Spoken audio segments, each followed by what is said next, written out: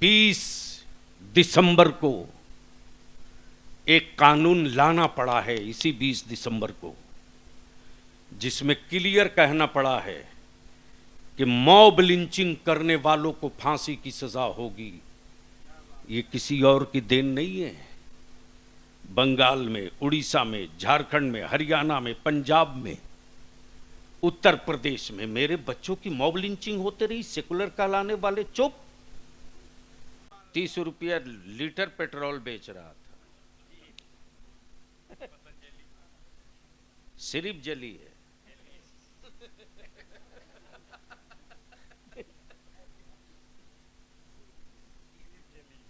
सिर्फ जली है। 30 रुपया पेट्रोल बेच रहा था। एक टैबलेट 300 में बेच रहा है। इसलिए कि ये अंधभक्ति की गोली है, एक बार खाया तो गया। जैसे आजकल बहुत सारे लोग हैं, नमाज एक टाइम नहीं पढ़ेंगे, गर्दन पकड़ के जन्नत में फेंकता है।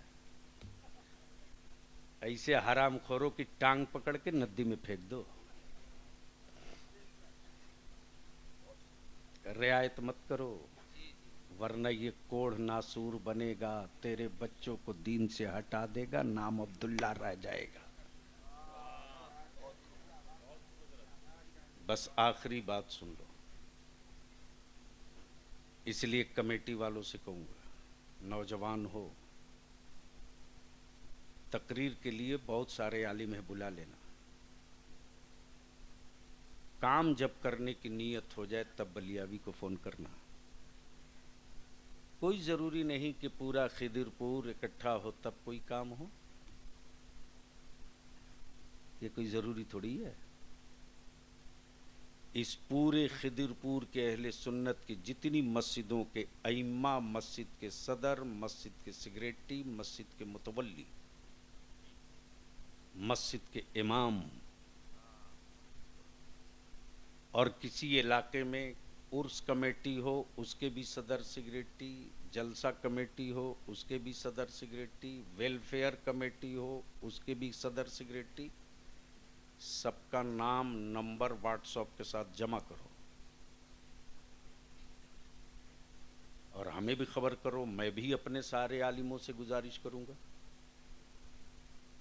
माइक लगाए बगैर जमीन पर चादर और बोरा बिछा के बैठो। जो कौम जमीन पर नहीं बैठना सीखेगी वो कौम आसमान में परवाज नहीं कर पाएगी।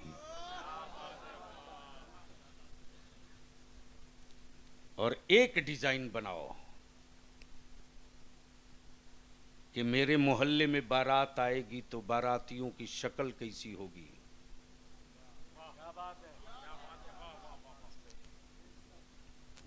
मेरे इलाके से अगर बारात जाएगी तो जाने वालों की सूरत कैसी होगी। लफंगों को लेकर चले हो मुस्तफा की सुन्नत अदा करने,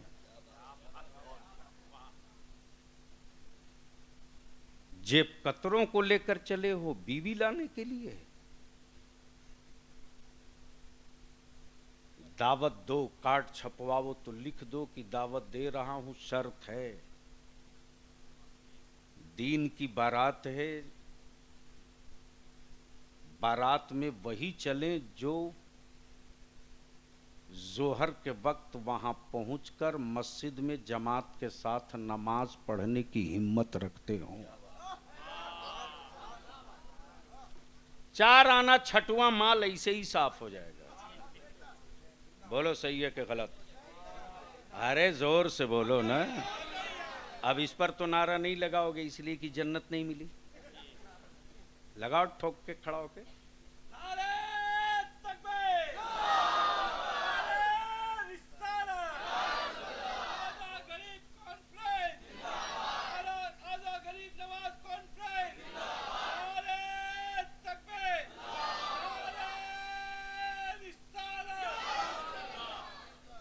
बरसों से सिर्फ जलसा करते आए हो, काम कब शुरू करोगे? और उसके लिए जहां एक दिन इकट्ठा हो जाए, मालूम है एक तहरीक बेदारी ने सत्ता को हला दिया। लेकिन यही काम मौलाना कोई दूसरी जमात वाला किया होता तो उसकी जमात का एक एक मौलवी नाच नाच के कहता ये काम हमारी जमात ने कराया। एक लफ्ज नहीं निकला। 13 दिसंबर 2022 से बलियाबी तहरीके बेदारी जिला जिला गांव गांव इलाका इलाका लेकर दौड़ते रहा। एजेंडा है नबी की इज्जत और नामूस पे कानून बनाओ। दूसरा एजेंडा है बगैर किसी सबूत के मेरे बच्चों को आतंकवादी कहोगे तो आर और पार कर दिया जाएगा, बख्शा नहीं जाएगा। अगर देश का गद्दार है लटका दो सूली पर। हम अंग्रेजों की दलालों की औलाद नहीं है जिसने भारत में आजादी की जंग लड़ने के लिए अंग्रेजों के खिलाफ जिहाद का फतवा दिया है, उस अल्लामा फजल हक खैराबादी की औलाद है। तुम्हारे बाप के उतने सर नहीं कटे जितने मेरे बाप के सर कटे हैं। तुम हमें हुब्बुल वतनी का सबक मत सिखाओ। तुम हमें हुब्बुल वतनी का सबक मत सिखाओ। हम माफी पीर की औलाद नहीं, हम मोइनुद्दीन के सदका खोर गरीब नवाज के मानने वाले हैं। बेवफा मेरे खून में नहीं, बेवफाई मेरे खून में नहीं।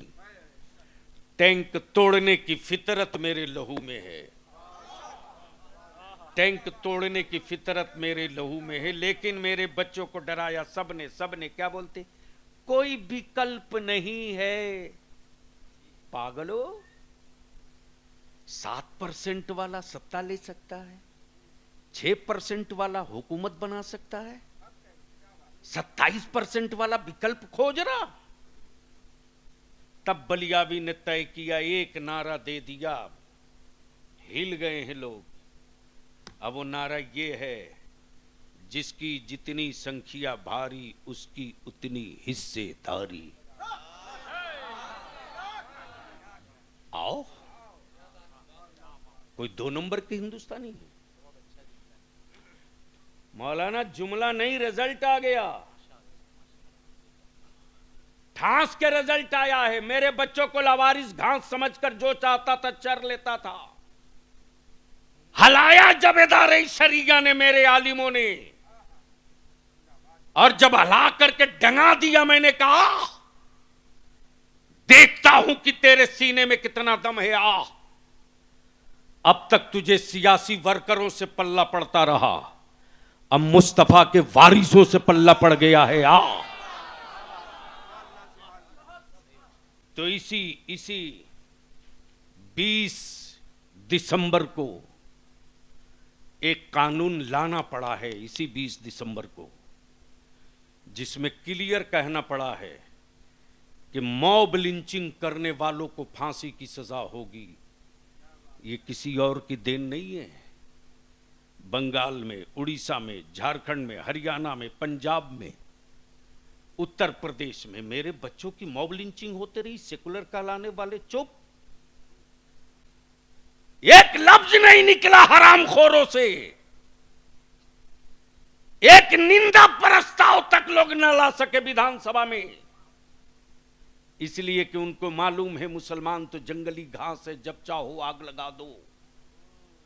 ये मौका तुमने दिया मुसलमान, तुमने अपने बच्चों को पढ़ा दिया होता तो कोई बिल्ली और छुछुंदर दिखाकर डराने की गलती नहीं करता।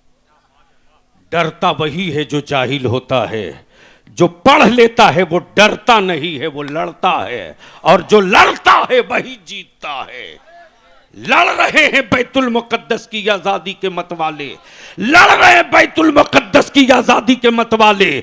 तो आज अमेरिका की भी हवा निकली है, आज चाइना भी बाप बाप चिल्ला रहा, आज इजराइल भी चीख चीख कर कह रहा कि जब मुझको गुरूर था अपने मिसाइल और अपने एटमी प्लांट पर, बैतुल मुकद्दस के मतवालों ने उस एटमी प्लांट की हवा निकाल कर बता दिया कि जमीन जीतने के लिए फौज की जरूरत होती है, मिशन जीतने के लिए आशिक की जरूरत होती है। याशिकों का जत्था है। इसलिए बुजुर्गों ने मुस्तफा का आशिक बनाया है। अंधभक्त मत बनाओ, अंधभक्त बनाओगे तो मारे जाओगे, आशिक बनाओगे तो किसी की औकात नहीं कि आंख से आंख मिला सके। एक ही तो आशिक आया था भारत में जिसका नाम मोइनुद्दीन था। अंधभक्तों की पूरी मंडली लग गई थी, लेकिन उस आशिक मुस्तफा की आंखों की चमक जिसने देख लिया, मुनाजरा करने की हिम्मत न पड़ी। आंखों की चमक देखा, बोल पड़ा ला इलाहा, जोर से ला इलाहा, ला इलाहा, जोर से ला इलाहा मुहम्मदुर। ये मेरी माँ बहनें आई हैं ना, क्या हजरत गजब है। बचपने में हम लोग जब किसी का इंतकाल होता था तो तीजा में, 40वां में, 20वां में, 10वां में बड़े बुजुर्ग लोग बच्चों के जिम्मे काम दे देते थे कि कागज कलम ले लो, जाओ पारा तहसील के ले आओ। होता था कि नहीं? अब होता है? जहां पुराने लोग बचे हैं वहीं हम लोग जाते थे, कुंडी खटखटाते थे, खाला फलाने साहब का, फलानी चच्ची का आज 40वां है, कुछ पारा पढ़ी हो? तो बड़ी भी बोलती थी, हाँ बेटा 500 कलमा लिख लो। आए हाय हाय, क्या बोलती थी? 500 कलमा लिख लो, सूरे यासीन 10 खत्म लिख लो, सूरे रहमान 5 खत्म लिख लो, 5 पारा लिख ले बेटा। अल्लाह अकबर, पढ़ के रखे रहती थी। ला मॉडर्न बीवी लाओ,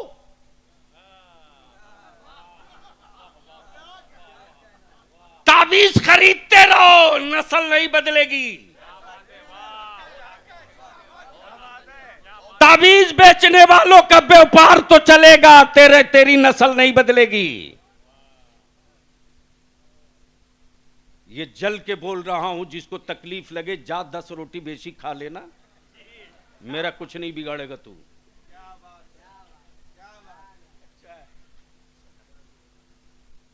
अच्छी फसल के लिए मिट्टी अच्छी चाहिए।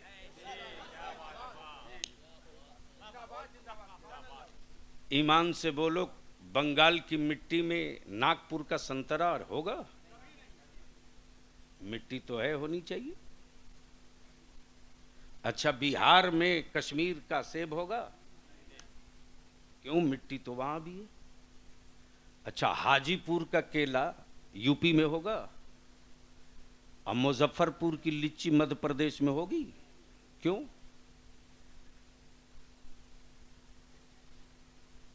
पेड़ नहीं, मिट्टी चाहिए। बोलोगे तो बोलूंगा। अरे जोर से बोल यार।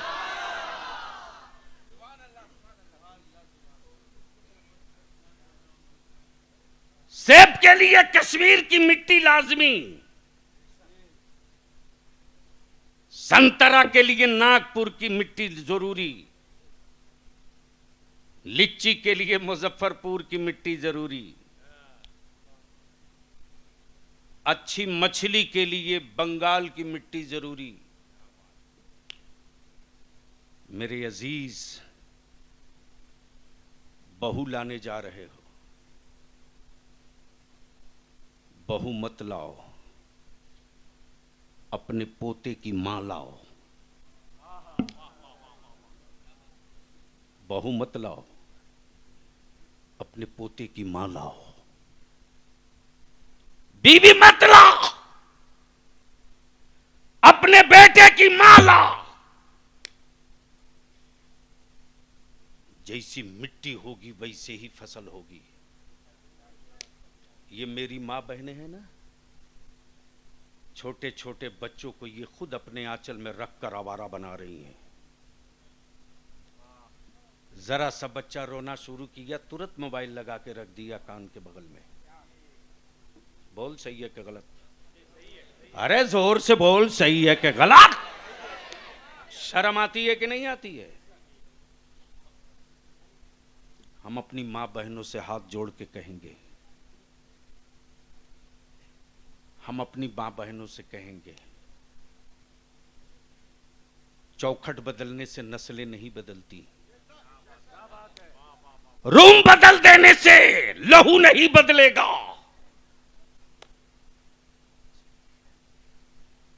चारपाई बदल देने से सोच नहीं बदलेगी।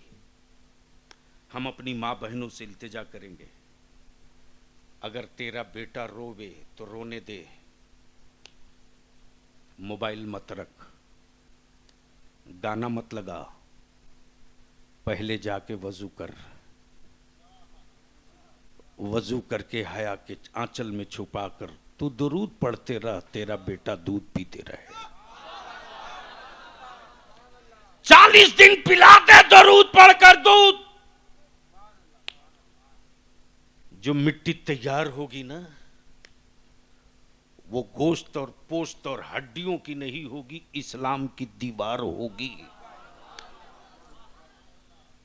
जिसे न कुफ्र तोड़ सके नगा, न कोई हुक्मरा आंख दिखा सकेगा। इसलिए जितनी बड़ी बुजुर्ग माएं, दादी, खाला हैं, अपनी बहू लाने से पहले, ये भी एक लानत है हजरत, बच्ची देखने वो जाता जो एक लफ्ज नहीं पढ़ा है और अंग्रेजी में क्वेश्चन करता हरामखोर उससे। बोलो सही है कि गलत? और ये बुढ़िया सब जितनी जाती है बहू देखने, एक बुढ़ी ने नहीं पूछा कि बेटा तुझको कुरान पढ़ने आता कि नहीं, बेटा तुझको वजू करने आता कि नहीं, बेटा तुझे गुस्ल करने आता कि नहीं, बेटा तुझको कलमा दुरूद तहियात आयतुल कुर्सी याद है कि नहीं। वो जाते ही पूछती है तुझको बिरयानी बनाने आती है कि नहीं। मरोगी पतीली में। शर्म करो। इसलिए अगर बहू लाने जाओ तो मां बहनों तुझसे विनती करके मैं अर्ज कर रहा हूं कि जब बहू लाने जाओ तो पहले ये देखो कि वो तेरे रसूल करीम की बेटी सैयदा फातिमा की कनीज है कि नहीं है, उसके सर पर हया की चादर है कि नहीं है। अगर ये देखकर बहू लाओगी ना तो याद रखना, बेटी भेजने के बाद बहू का लुत्फ नहीं, बेटी का मजा मिलेगा। अल्लाह तबारक व तआला अमल खैर की तौफीक रफ़ीक अता फरमाए। यार जिंदा सोहबत बाकी। सलाम अलैकुम।